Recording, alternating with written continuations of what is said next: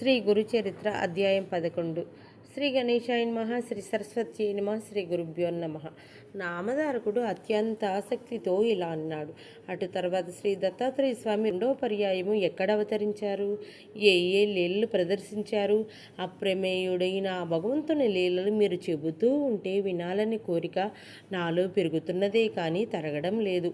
ఆ రెండవ అవతార విశేషాలు కూడా వివరించండి. అంతటి శ్రద్ధాళువైన శ్రోత లభించినందుకు సిద్ధునికి భగవంతుని లీలలు తనివి తీరా వివరించి చెప్పే అవకాశం లభించింది. అట్టి అదృష్టానికి పొంగిపోయి సిద్ధుడు నామధారక దీనులను ఉద్ధరించడానికి తనను తాను దత్తం చేసుకున్న పరమేశ్వరుని చేతలు యోగీంద్రులకు కూడా ఊహించ సాధ్యం కానివి. కనుక నేనెంత వర్ణించిన అగాధమైన ఆ గాథలో లవలేశమే అవుతుంది, కానీ ఆయన లీలలన్నీ చెప్పినట్లు కాదు సుమా. ఇక విను అని ఇలా చెప్పారు. శ్రీపాదస్వామి ఆదేశించినట్లు అంబిక జీవిత శేషమంతా శివ పూజలో గడిపింది. ఆమె మరు జన్మలో మహారాష్ట్రలోని కారంజా లేక లడకారంజా అను గ్రామంలో వాజస్నేయ శాఖకు చెందిన ఒక సద్బ్రాహ్మణ్య కుమార్తెగా జన్మించింది. తల్లిదండ్రులు ఆమెకు అంబా అని నామకరణం చేశారు. ఆమె పూర్వజన్మ సంస్కారం వలన సౌశీల్యంతో పాటు శివభక్తి కూడా అబ్బింది. ఆమెకు యుక్త వయసు రాగానే మాధవ శర్మ అనే బ్రాహ్మణోత్తమునికిచ్చి వివాహం చేశారు. అతడు మంచి శివభక్తుడు. ఆ ప్రాంతంలోని స్మార్తులకు శివ వ్రతం చేసుకునే అలవాటు ఉండేది కనుక వారిని శివవ్రతులు అంటారు.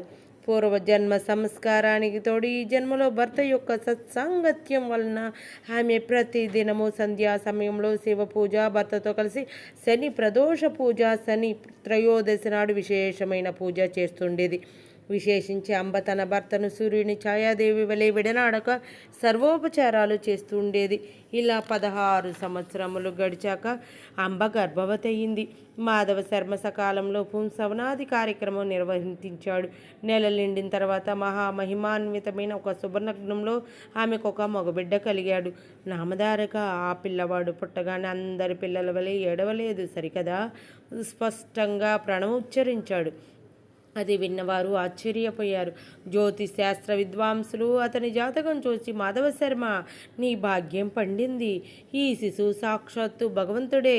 ఇతడు మనవలే గృహస్థాశ్రమం స్వీకరించడు. చిన్న వయసులోనే సన్యాసం స్వీకరించి జగద్వంద్యుడవుతాడు. ఇతని చరణాలు ధ్యానించిన భక్తులకు కామధేనువవుతాడు. ఇతని దర్శనం చేతనే పతితులు పావనులవుతారు. ఇతనిని కన్నందువలన మీకు కీర్తి ప్రతిష్టలు, దివ్య సుఖాలు లభిస్తాయి అని దైవజ్ఞులు చెప్పారు. మాధవ శర్మ ఆ విద్వాంసులను ఘనంగా దక్షిణ తాంబూలాలతో సత్కరించాడు.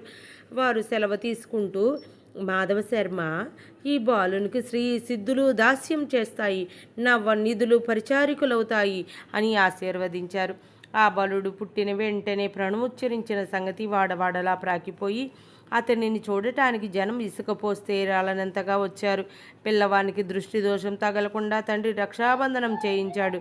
తల్లి అతనికి ఉప్పు, మిరియాలు, ఎండుమిరపకాయలు, వేపాకులతో దృష్టి తీసేది. తర్వాత ఒక శుభముహూర్తంలో ఆ పిల్లవానికి సాలగ్రామ దేవ అని పేరు పెట్టారు. కానీ ఇంట్లో అందరూ అతనిని నరహరి అని పిలుచుకునేవారు. నరులంటే అజ్ఞానబద్ధులైన మానవులు, హరి అంటే మానవుల యొక్క అజ్ఞానం వలన కలిగిన దైన్య తాప పాపాలను పోగొట్టేవాడని అర్థం.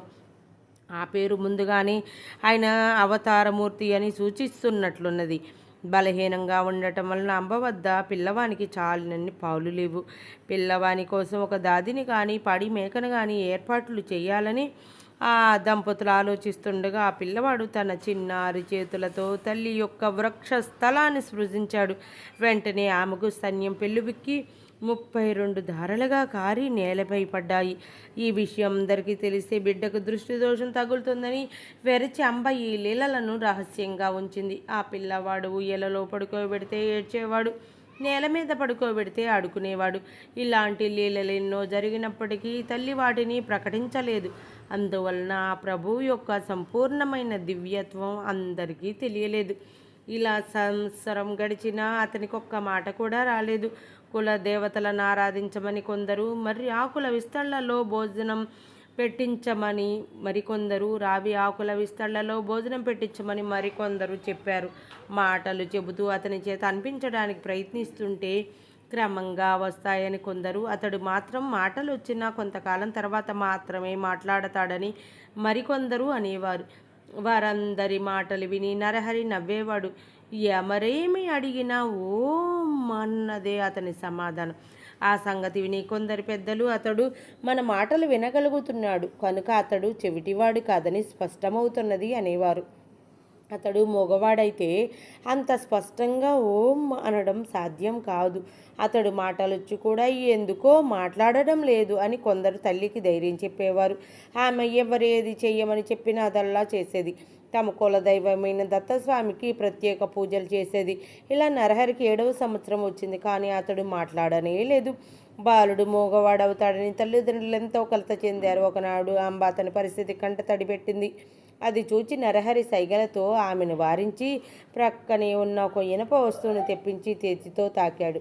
తక్షణమే అది బంగారంగా మారింది. ఆశ్చర్యంతో తల్లిదండ్రులు మరికొన్ని ఇనుప వస్తువులను అతని చేత తాకించారు. అవి కూడా బంగారంగా మారాయి. తమ పిల్లవాడు సామాన్యుడుగాడని, ఆజన్మ సిద్ధుడని వారు గుర్తించారు. అయినప్పటికీ ఆ దంపతులు అతడు మాట్లాడకపోవటం గురించి దిగులు పడుతూనే ఉండేవారు. అతడు వేదాధ్యయనం చేసి స్వధర్మాన్ని ఎలా పాలించగలడన్నదే మాధవ శర్మకున్న దిగులు. తల్లి ఒకరోజు అతన్ని అక్కున చేర్చుకొని కన్నీరు కారుస్తూ, నా కన్న తండ్రి, నీ మాటలు విని ఆనందించే భాగ్యం మాకు లేదా అన్నది. అది విని నరహరి నవ్వి తనకు ఉపనయనం చేస్తే మాట్లాడుతానని, మొట్టమొదటిగా ఆమెతోనే మాట్లాడుతానని సైగల ద్వారా తెలిపాడు. ఆ సంగతి విని మాధవ శర్మ ఆశ్చర్యపడి అతని ఉపనయనానికి ఒక శుభముహూర్తం నిర్ణయించి ఊరి వారందరినీ ఆహ్వానించాడు. గ్రామస్తులందరూ అతడి ఆశలు అడియాసలై నలుగురిలో తలవంపులకు గురి అవుతాడని తలిచారు. కొందరు పెద్దలు మాత్రం, అయ్యా, ఆ పిల్లవాడు గాయత్రి మంత్రం ఉచ్చరించగలిగితే మనకేమీ, లేకపోతేనేమి, మనకు మాత్రం మృష్టాన్న భోజనం ఘనంగా దక్షిణ తాంబూలాలు లభిస్తాయి కనుక ఈ ఉపనయన కార్యక్రమం జరుపుకోనివ్వండి అన్నారు. అందరూ ఉపనయనానికి మాధవ శర్మ ఇంట సమావేశమయ్యారు. నరహరి ముండనము, మాతృభోజనము అయ్యాక జింక చర్మము, పసుపు వస్త్రము ధరించాడు.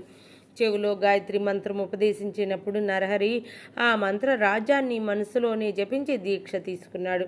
తర్వాత అతడు తల్లికి నమస్కరించి ఆమెను భవతి భిక్షాందేహి అని భిక్ష కోరి మొట్టమొదట ఆమెతోనే మాట్లాడుతానని తల్లికి తానిచ్చిన మాట నిలబెట్టుకున్నాడు. తల్లి మొదట భిక్ష ఇచ్చి ఋగ్వేదం పఠించు, ఆచారం పాటించు అనగానే నరహరి అగ్నిమీళే పురోహితం అని ప్రారంభించి ఋగ్వేదంలోని మొదటి మంత్రం చెప్పాడు. అంబ రెండోసారి భిక్ష ఇచ్చి యజుర్వేదం పఠించు, ఆచారం పాటించు అనగానే నరహరి ఇషేత్వ అని ప్రారంభించి యజుర్వేదంలోని మొదటి మంత్రం పఠించాడు. తల్లి మూడోసారి భిక్ష ఇచ్చి సామవేదం పఠించు, ఆచారం పాటించు అనగానే నరహరి అగ్ని ఆయాహి అని ప్రారంభించి సామవేదంలోని మొదటి మంత్రం గానం చేశాడు. అది వినగానే తల్లిదండ్రుల ఆనందానికి సభలోని వారి ఆశ్చర్యానికి అవధులు లేవు. జీవితంలో మొదటిసారిగా మాట్లాడడం ప్రణవోచ్చారణ తర్వాత వేద పఠనంతో కానీ చేయకూడదని నరహరి అంతకాలము మాట్లాడలేదని అందరూ అనుకున్నారు. 3 భిక్షలు అయ్యాక ఆయన 4వ వేదం కూడా చదివాడు. ఆయన భగవతావతారమని తెలుసుకొని అచ్చటి బ్రాహ్మణులంతా నమస్కరించారు. సర్వశాస్త్రాలకు జన్మస్థానమైన ఆ ప్రభువుకు ఇది ఒక్క లెక్కలోనిది కాదు. క్రతువు పూర్తిగా వచ్చింది. మాధవ శర్మ దంపతులు అమితోత్సాహంతో ఉన్నారు. వామనుని వలె భావిస్తున్న ఆ నూతన బ్రహ్మచారి నరహరిని తల్లి ఆశీర్వదించి, నాయనా, ఇక నుంచి నీవు భిక్షతోనే జీవించాలి సుమా అన్నది. వెంటనే అతడు తల్లికి నమస్కరించి, అమ్మా, నీ ఆజ్ఞ మేరకు నేను భిక్షువునవుతాను. నేను సన్యాసాశ్రమం స్వీకరించటానికి అనుమతించండి అని తండ్రి వైపు కూడా తిరిగాడు. ఆ మాటలకు ఆ తల్లి నివ్వరబోయి దుఃఖిస్తూ, నాయనా, ఒక్కగానొక్క మొక్క బిడ్డవి. మేము 16 సంవత్సరములు ఎంతగానో ఎదురుచూచి ఎన్నో వ్రతాలు ఆచరించాక పుట్టావు. తర్వాత 7 సంవత్సరములు నీవు మాట్లాడనే లేదు. ఇంతకాలానికి పరమేశ్వరుని కృప వలన నేను చేస్తున్న పూజలు, వ్రతాలు ఫలించి ఈరోజే మొదటిసారిగా నీ మాటలు వినగలిగాను. అందుకు నేను సంతోషిస్తుండగా నీవిలా అంటావేమి? అప్పుడే నీవు ఇల్లు విడిచిపోతే మా గతేమిటి? నీవి గృహస్థుడవై బిడ్డలు కలిగాక సన్యసించవచ్చు కదా అని బ్రతిమలాడింది. అప్పుడు నరహరి తల్లిని కౌగిలించుకుని ఓదార్చి, అమ్మా, నా మాట విను. వివేకంతో ఆలోచించి వ్యర్థమైన దుఃఖాన్ని తొలగించుకో. నేను ధర్మ రక్షణ కోసం అవతరించాను. నీకు ఇంకా 4 బిడ్డలు కలిగి ప్రేమతో మీ సేవ చేస్తారు. వెనుకటి జన్మలో నీవు నిష్ఠతో శంకరుని పూజించటం వల్లనే నేను నీ గర్భాన జన్మించాను అని చెప్పి ఆమె శిరస్సుపై తన చెయ్యి నుంచి ఆశీర్వదించాడు. వెంటనే ఆమెకు తన పూర్వజన్మ స్మృతి కలిగింది. అతడు శ్రీపాద వల్లభులుగా దర్శనమిచ్చాడు.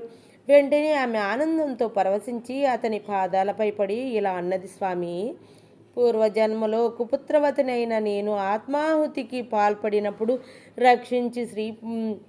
రక్షించిన శ్రీపాదుడవు నీవే. బ్రహ్మాండాలన్నీ నీలోనే ఉన్నాయి. అట్టి నీవు నా గర్భాన పుట్టినందువలన నా భోతృవంశం పితృవంశం కూడా పావనమయ్యాయి. అతడామను లేవదీసమ్మా, ఈ పూర్వవృత్తాంతం వెల్లడి చేయవద్దు. నీకొక రహస్యం చెబుతాను. గుప్తంగా ఉంచు. నేను సంసారమంటని సన్యాసిని. నేను చేయవలసిన తీర్థాటన మొదలైన కార్యాలెన్నో ఉన్నాయి. అవి నేను ప్రకటించ వీలు లేనివి, రహస్యమైనవి. ఈ కర్తవ్యం నాకు తప్పదు కనుక నేనింట్లో వీలు పడదు. కనుక నీవు అనుమతించి ప్రసాదించు అన్నాడు. శ్రీ దత్తాయ గురవే నమః. శ్రీ శ్రీపాద శ్రీ వల్లభాయ నమః. శ్రీ నృసింహ సరస్వత్యై నమః. 11వ అధ్యాయం సంపూర్ణం.